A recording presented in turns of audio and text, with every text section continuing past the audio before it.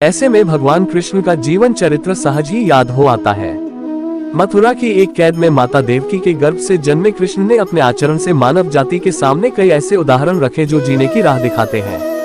ऐसा ही एक उदाहरण है उनके रणछोड़ बनने का। जी हाँ, एक बार कृष्ण भी युद्ध को बीच में ही छोड़कर मैदान से भाग गए थे, फिर भी शत्रु का वध हुआ और हजारों निर्दोष नागरिकों की सुरक्षा हुई। ये है कृष्ण के रणछोड़ बनने की कहानी। भगवान श्री कृष्ण का जन्म कंस का वध कर समस्त पृथ्वी लोक को उसके अत्याचारों से मुक्त कराने हेतु हुआ था। किशोरावस्था में ही वह गोकुल से मथुरा आ गए तथा दुष्ट कंस का वध किया। कंस की मृत्यु से दुखी उसके श्वासुर जरासंध ने एक विशाल सेना लेकर मथुरा पर आक्रमण कर दिया। इस आक्रमण में उसके साथ शिशुपाल और काल्यवन जैसे शक्तिशाली राजा भी शामिल थे। जल्दी ही सेना मथुरा जा पहुंची और मथुरा की राजसभा में कृष्ण तथा बलराम को सेना को सौंपने का संदेश भेजा गया। ये भी पढ़े, नमक के टोटके पल भर में किस्मत बदलने की ताकत रखते हैं।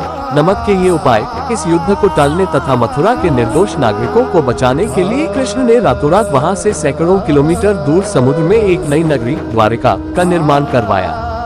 अपनी माया से उन्होंने समस्त नागरिकों, उनके पशुओं तथा संपत्ति को नींद में ही नई नगरी में पहुंचा दिया। अगले दिन सूर्योदय के समय कृष्ण तथा बलराम जरासंध की सेना के सामने जा पहुंचे और उसे लड़ने के लिए चुनौती दी। जैसे ही जरासंध और दूसरे राजाओं ने कृष्ण को मारने के लिए शस्त्र उठाए, दोनों भाई भागने लगे। उन भाइयों के पीछे जरासंध तथा काल्यवन जैसे राजा भी भागने लगे। कुछ ही देर में दोनों भाई बहुत आगे निकल गए और उनके पीछे केवल मात्र काल्यवन रह गया।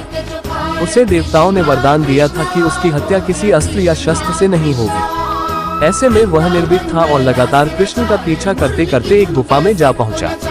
गुफा में राजा मुचुकुंद सो रहे थे, जिन्हें इंद्रदेव ने वरदान दिया था कि जो भी उन्हें उठाएगा वह उनके देखते ही जलकर भस्म हो जाएगा।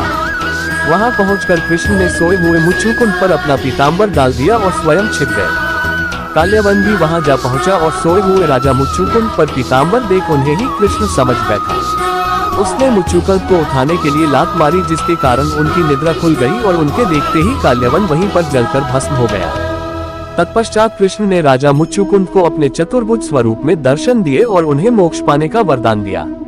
वहीं दूसरी ओर जरासंध और बाकी राजा पूरी तरह से खाली मथुरा देखकर वापस लौट गए। युद्ध से भागकर कृष्ण ने रखा देवताओं के वरदान का मान।